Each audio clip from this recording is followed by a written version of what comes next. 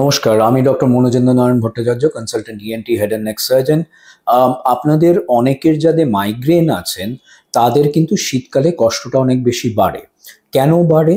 না, এই ঠান্ডা হাওয়াটা যেই আপনাদের মুখমণ্ডলের কোথাও গিয়ে নিয়ে ছুঁয়ে থাকে তখনই কিন্তু মাইগ্রেনটা বাড়ে।